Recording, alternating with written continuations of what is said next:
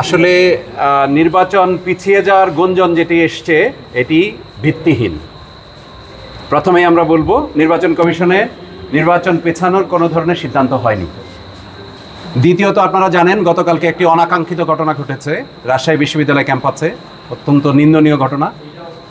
আমাদের শিক্ষক যিনি আমাদের এই বিশ্ববিদ্যালয়ের প্র উপাচার্য তিনি লাঞ্ছিত হয়েছেন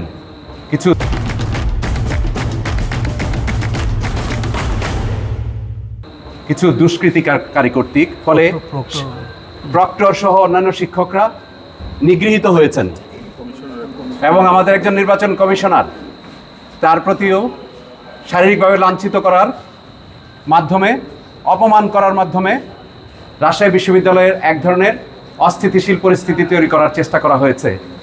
ফলে আজকে আপনারা সারাদিন দেখেছেন যে উৎসবমুখর রাকসু আমরা শুরু করেছিলাম, যেখানে প্রার্থী এবং ভোটারদের মধ্যে একে অপরের মধ্যে একটি উৎসব বিরাজ করছিল, সেটিতে গতকালকের ঘটনায়, দুঃখজনক ঘটনায় এটি ছেদ ঘটেছে। ফলে আমরা এই ঘটনার পরিপ্রেক্ষিতে পূর্ণাঙ্গ কমিশন আজকে বৈঠকে বসি এবং পূর্ণাঙ্গ বৈঠকে বসে আমরা পুরো পরিস্থিতি পর্যালোচনা করছি এবং আমাদের যে কার্যক্রম আছে সেগুলি চলমান আছে এবং 25 তারিখের যে নির্ধারিত তারিখ ঠিক করা আছে সেটাকে নিয়েই আমরা অগ্রসর হচ্ছি।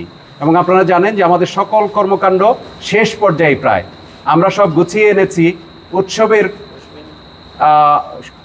শেষের দিকে এসে এরকম অনাকাঙ্ক্ষিত ঘটনা শিক্ষার্থীদের কাছে আমরা আশা করি না, কারণ শিক্ষার্থীদেরই হাতে এই রাকসু তুলে দেওয়ার জন্য আমরা বিগত দিনগুলোতে দিনরাত পরিশ্রম করে যাচ্ছি।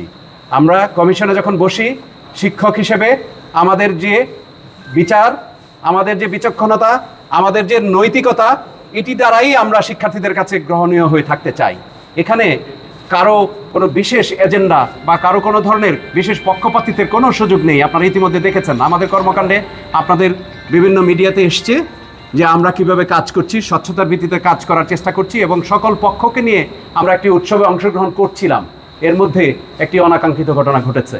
সুতরাং আমরা কমিশনে বসে আমরা পর্যালোচনা করেছি, আমরা আরও দেখব 25 তারিখের আগে যদি পরিস্থিতি স্বাভাবিক থাকে 25 তারিখে ভোট হবে, এই সিদ্ধান্তই কমিশনে আমরা অব্যাহত রেখেছি। আবারও আমি বলছি 25 তারিখে ভোট পেছানোর কোনো ধরনের সিদ্ধান্ত নির্বাচন কমিশন গ্রহণ করেন নাই। ধন্যবাদ।